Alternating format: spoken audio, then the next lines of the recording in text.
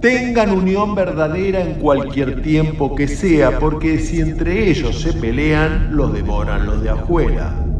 Durante décadas los investigadores dudaron acerca del significado de este verso del Martín Fierro.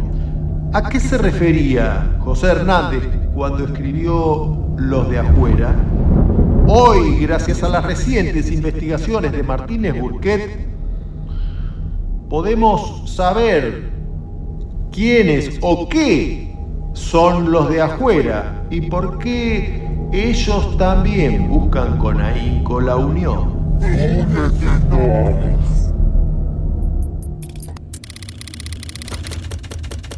Ajustarse cinturones de seguridad, apagar móviles y cualquier otro nexo con el presente. Estamos por inicializar Cineficción Radio Time Travelers.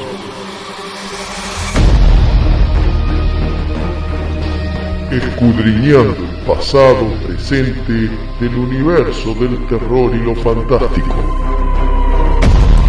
Cineficción Radio Time Travelers por el éter de Metroficción Radio.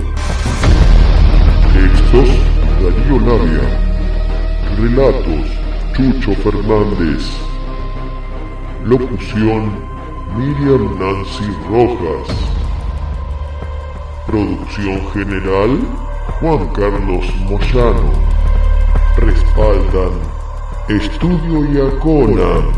Registro de marcas y patentes. La Bitácora. Gastrobar y cervecería.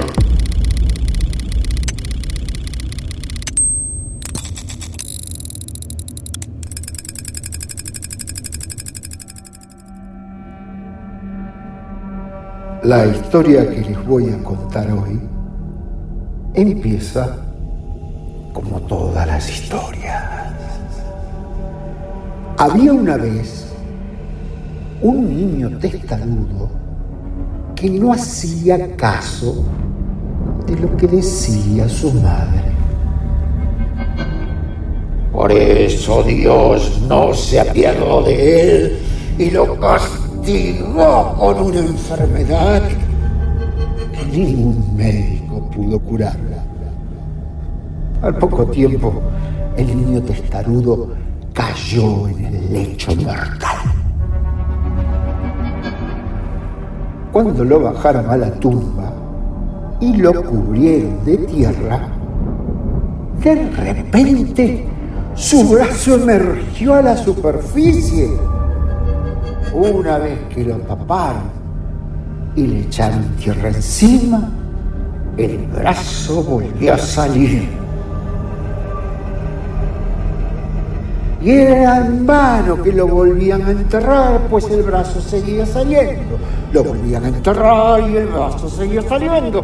Lo volvían a enterrar y el brazo seguía saliendo. Entonces, la madre misma se vio obligada a ir al cementerio y frente a la tumba de su hijo golpeó el bracito con una vara. Al hacerlo, el bracito se retrajo y entonces, por fin, el niño testarudo pudo descansar bajo la tierra.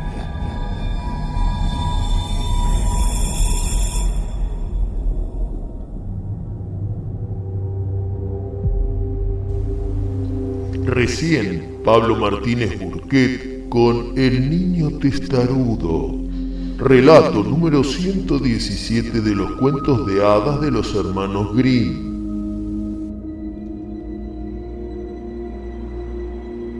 Durante el siglo XX, el cine ocupó el lugar de los cuentos de hadas y para ello tuvo que relevar figuras y motivos de los antiguos relatos folclóricos.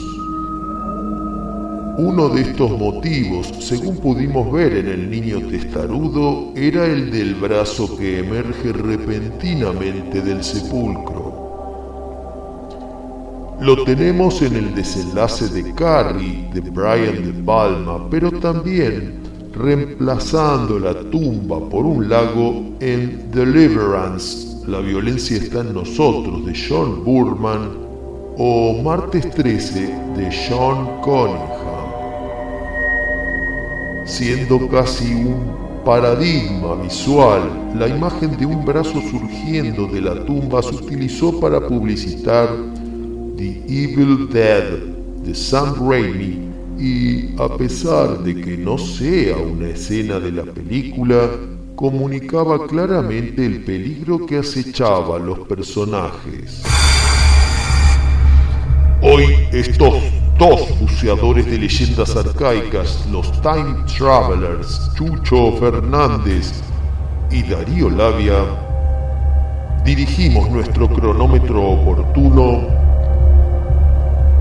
rumbo a Diabólico 1981.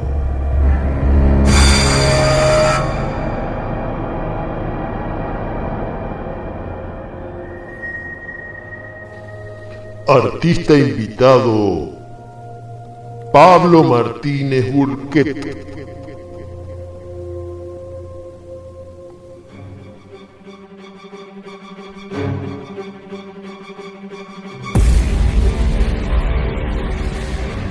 Inicialmente, The Evil Dead se titulaba Book of the Dead, es decir, el libro de los muertos, para el que Tom Sullivan, artista visual y amigo de Sam Raimi, diseñó un atractivo póster que acompañó la Premiere Mundial de Detroit en 1981. Poco después, cambiando el título de la película, Raimi y sus socios la enviaron al Festival de Cannes, donde el propio Stephen King llegó a verla, escribiendo una reseña fibrilar para un número de la revista Twilight Zone en 1982. Nadie es profeta en su tierra. Al volver a casa, Raimi logró vender los derechos de distribución nacional a New Line Cinema, empresa que la lanzó con su famoso póster y una quote de Stephen King. Así es el arte de vender.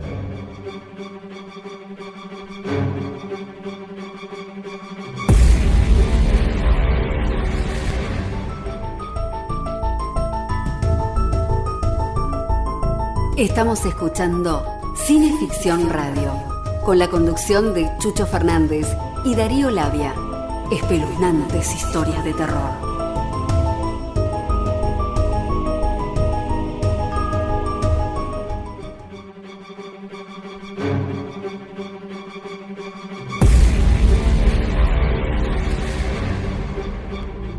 Una vez que The Evil Dead cobró en Estados Unidos alcance nacional, inició su periplo por el mundo hispanoamericano.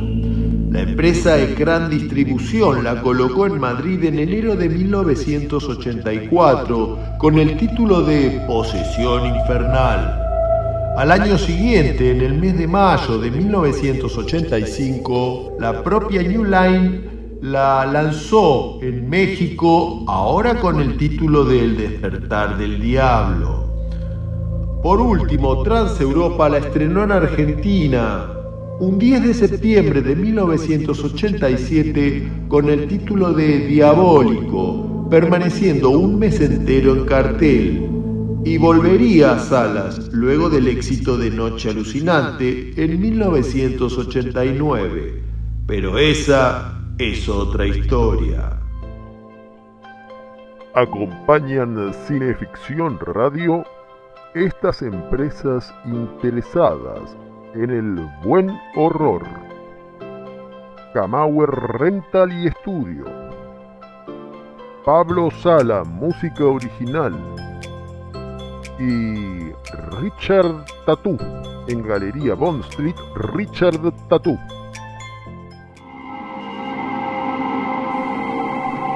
Los protagonistas de The Evil Dead no se enfrentan a párrafos del Necronomicon imaginado por Lovecraft, sino de un tal Naturum de Morto, el libro de los muertos para los antiguos sumerios, encuadernado en piel humana y escrito con sangre, también humana.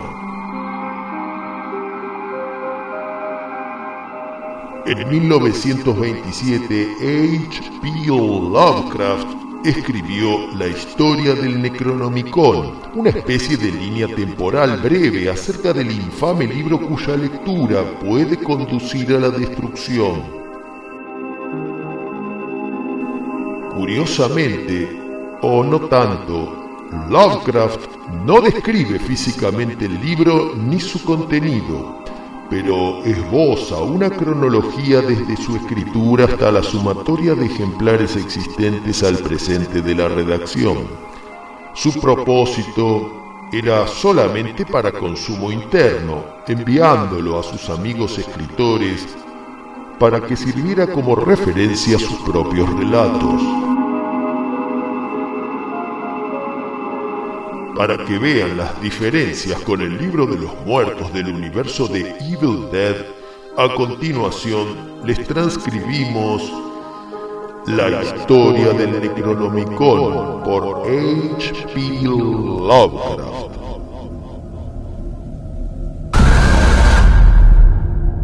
El título original, Al-Azif, proviene de la palabra utilizada por los árabes para designar cierto sonido nocturno de los insectos que creían eran aullidos de demonios. El libro fue escrito por Abdul al-Azred, poeta loco del Yemen, que se dice vivió durante el período de los califas Omeya, en el año 700 de la era cristiana. Peregrinó a las ruinas de Babilonia e ingresó en las catacumbas subterráneas de Memphis. Pasó 10 años en aislamiento en el gran desierto meridional de Arabia, el Roba al-Khaliye, o espacio abierto de los antiguos, que se cree habitado por espíritus malignos y amenazas mortales. Aquellos que han tratado de atravesarlo relataron maravillas extraordinarias e increíbles de aquel lugar.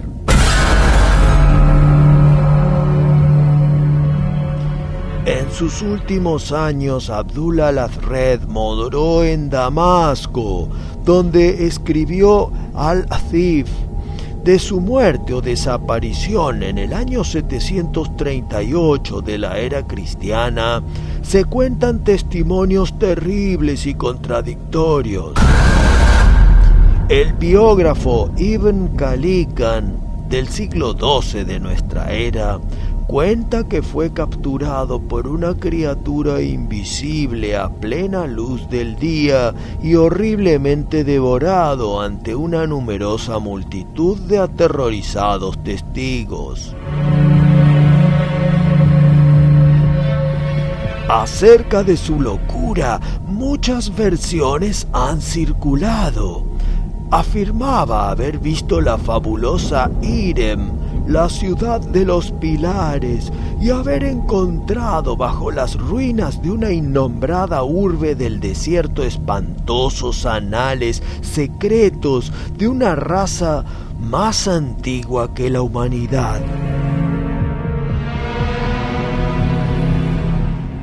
Decía ser un simple musulmán que adoraba desconocidas entidades que llamaba Yog-Sothoth y Chulhu.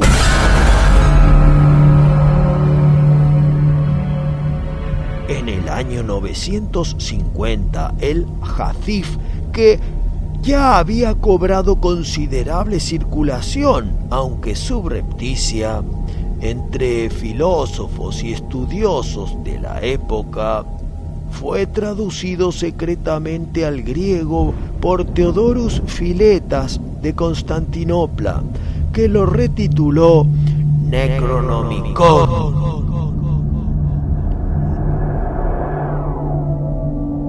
Durante un siglo esta traducción impulsó a ciertos experimentadores a realizar intentos terribles, hasta que fue incautado y quemado por el patriarca Miguel Cerulario.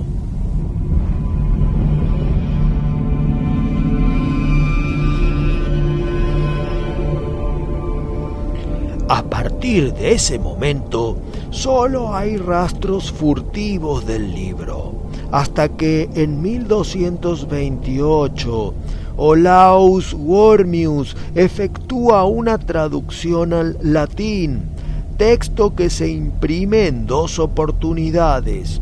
La primera durante el siglo XV en letras negras, evidentemente en Alemania, y luego en el siglo XVII, probablemente en España, saliendo ambas ediciones sin marcas identificatorias y siendo reconocibles en cuanto a tiempo y lugar solamente por evidencias tipográficas internas.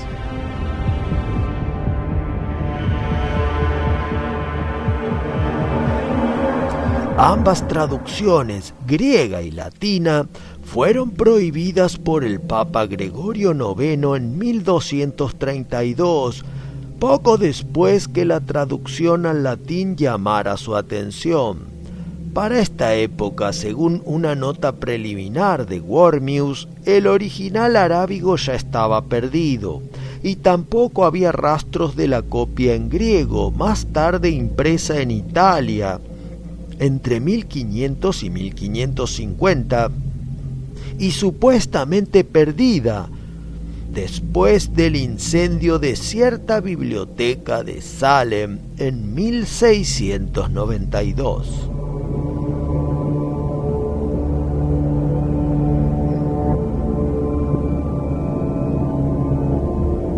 Una traducción al inglés realizada por el Dr. Dee nunca fue impresa y se dice que páginas sueltas del manuscrito original han sido recobradas.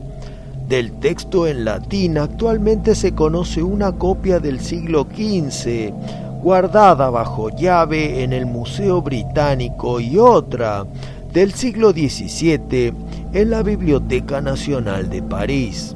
Se sabe de una edición del siglo XVII en la Biblioteca Widener de Harvard y otra en la Biblioteca de la Universidad de Miskatonic en Arkham, y también una en la Biblioteca de la Universidad de Buenos Aires.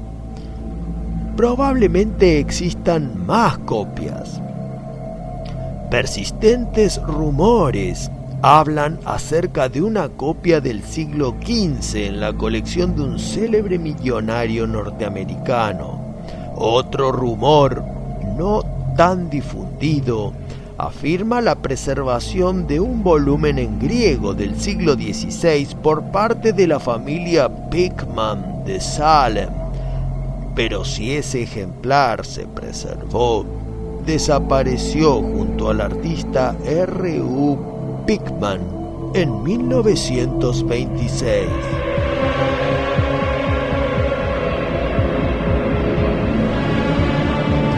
Ha sido a partir de los rumores acerca de este libro, muy poco conocido por el público en general, que el escritor Robert W. Chambers ha extraído la idea de su novela El Rey en Amarillo. El Necronomicon está estrictamente prohibido en la mayoría de los países donde predomina cualquier rama eclesiástica organizada. Su lectura atrae terribles consecuencias.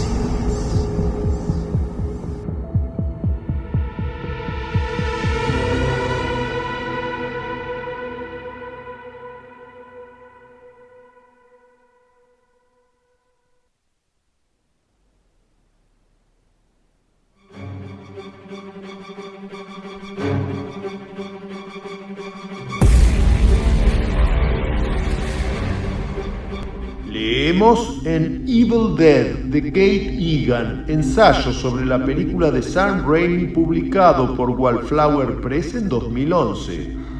La campaña publicitaria de Renaissance Pictures pareció basarse en conceptos anteriores. La imagen de una chica emergiendo del sepulcro nos recuerda a la iconografía del cine de la Hammer, así como la famosa escena final de Carrie de Brian De Palma. Las imágenes de Bruce Campbell, motosierra en mano o blandiendo un hacha o una escopeta, aluden erróneamente al héroe convencional de acción. Un contraste a esta visión fue la ilustración de Graham Humphries, artista veinteañero que ilustró el afiche del lanzamiento Dual en salas y en video hogareño británicos. Su composición transmitió más acertadamente la demencia y estética border de Evil Dead.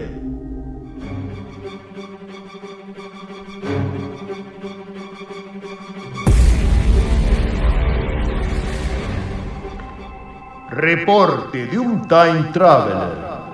En febrero de 1989 se estrenó en Argentina Evil Dead 2, Dead by Dawn, secuela remake de Sam Raimi de su propia película, con el título de Noche Alucinante. El éxito de la película, en cartel hasta octubre de 1990, propició, como hemos dicho, la vuelta al cine de Evil Dead, Diabólico. En abril de 1994, Noche Alucinante era emitida por el Canal 5 de Cablevisión. 2 años después, Axel Kuchevaski la presentaba en su memorable ciclo Cine Bizarro, en un mes dedicado a los muertitos. Pero durante esa época y por muchas temporadas más, sería imposible ver la primera Evil Dead, salvo en su única edición en VHS por Transeuropa.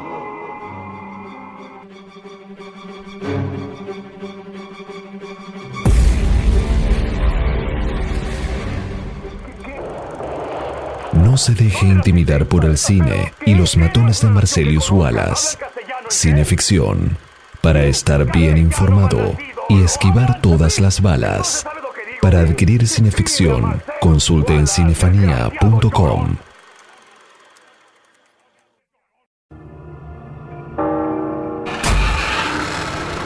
Cineficción Radio.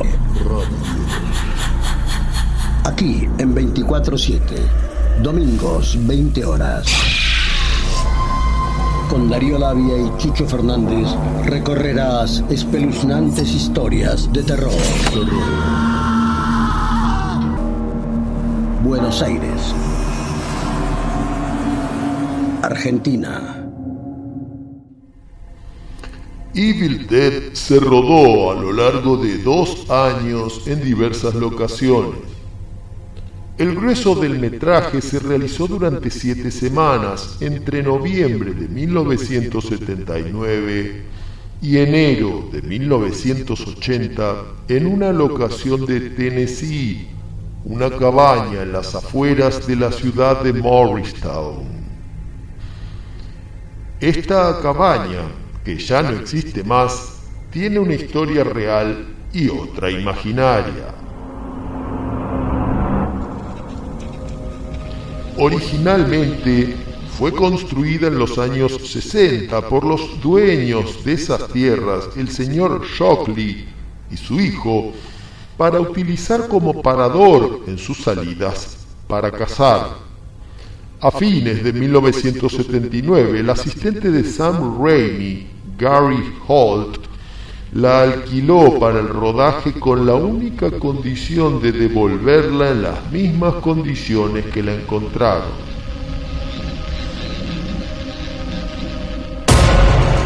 Durante las semanas de rodaje, el rumor corrió en las localidades aledañas. A partir de ese momento, el lugar se convirtió en un imán para los jóvenes que se dedicaban a ingresar ilícitamente en los terrenos del señor Shockley para ver de cerca la cabaña.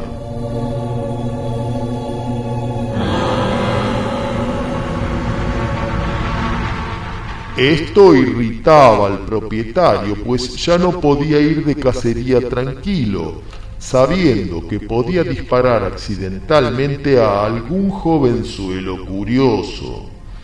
Además, la zona estaba surcada por trampas para animales, con lo cual el señor Shockley se dedicaba a escoltar a punta de escopeta a los intrusos.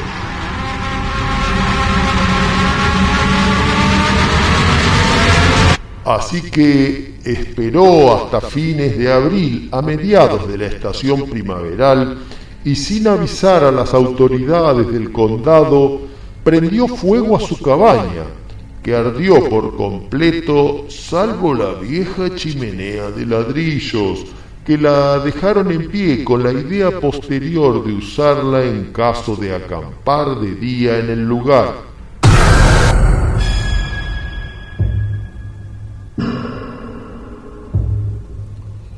A mediados de los años 80, el señor Shockley vendió la propiedad al actual dueño, que no está interesado en convertirla en atracción turística. Aún así, algunos fans avesados se animan a ingresar en busca de la chimenea, y puesto que cada uno se lleva uno o más ladrillos de recuerdo, cada vez va quedando menos de una locación histórica para el cine de terror.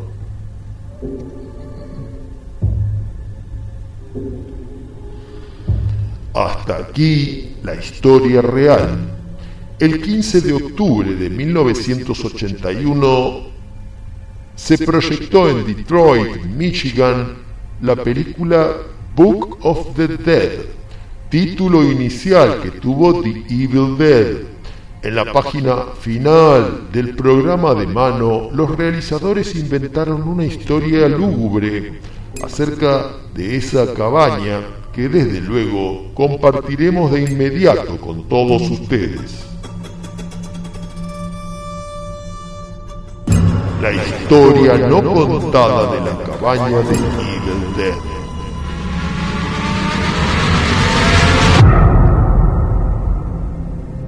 Según cuenta la tradición montañesa, hace 90 años, en medio del bosque de un pequeño valle, a las afueras de Morristown, Tennessee, se levantó una cabaña. La construyó con sus propias manos Emmett Talbot, con la idea de alojarse junto a su esposa, embarazada, y su suegra.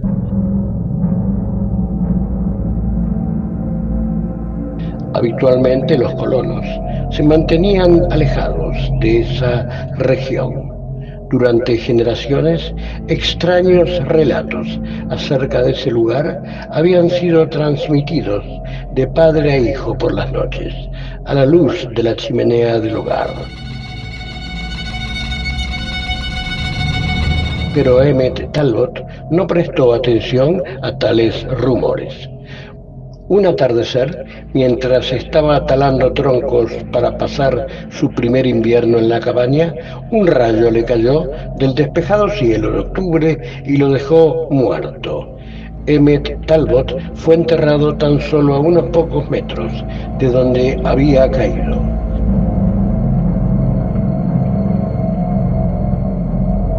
Años después, durante una tormenta eléctrica nocturna, la joven Clara, hija de Emmett Talbot, se apareció a la puerta de una granja vecina, gritando por auxilio. Cuando le preguntaron qué había ocurrido, ella relató la siguiente historia.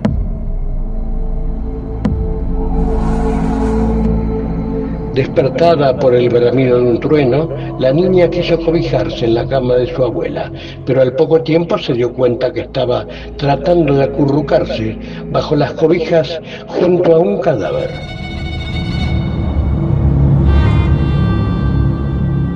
Al borde del pánico, corrió a despertar a su madre, pero ella también estaba muerta.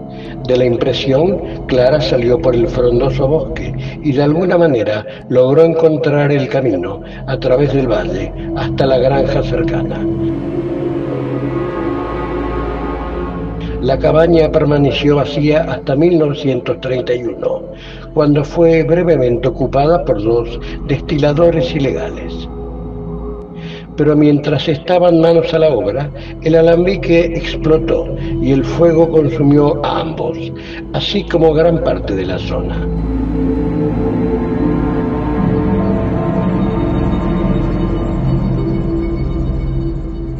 En noviembre de 1979, el equipo de rodaje de Renaissance Pictures rentó la cabaña como locación principal para la película Evil Dead. Los productores fueron anoticiados de las historias acerca del lugar por parte de integrantes de la Comisión del Cine de Tennessee, pero las tomaron con incredulidad.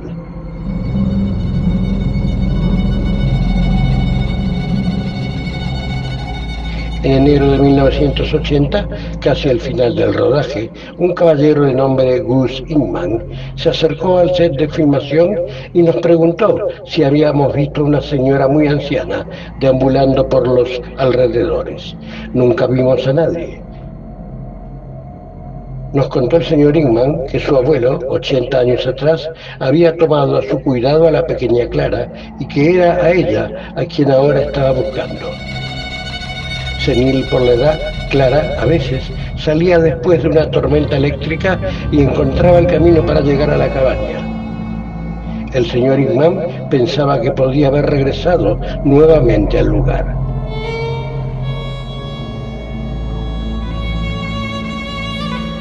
Estuvimos en la cabaña durante una semana más, sin ver a nadie que no fuera parte del elenco o del equipo.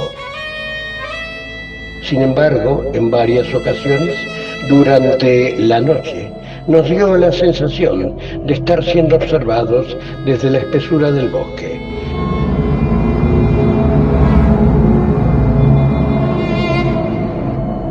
Al regresar a Detroit, amigos de Morristown nos han contado que en febrero de 1980, un rayo cayó en el tejado y la cabaña ardió hasta los cimientos. Y que Clara nunca más fue encontrada.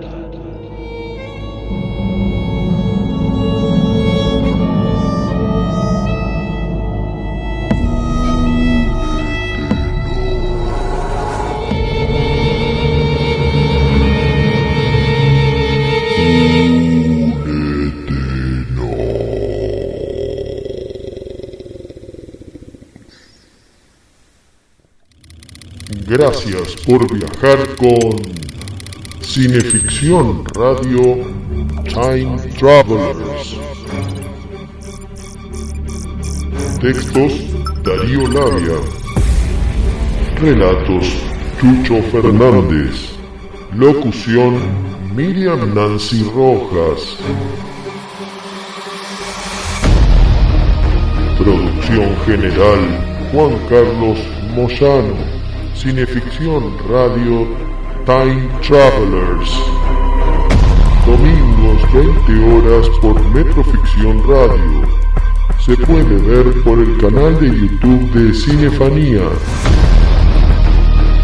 Se puede escuchar en Spotify y las mejores plataformas.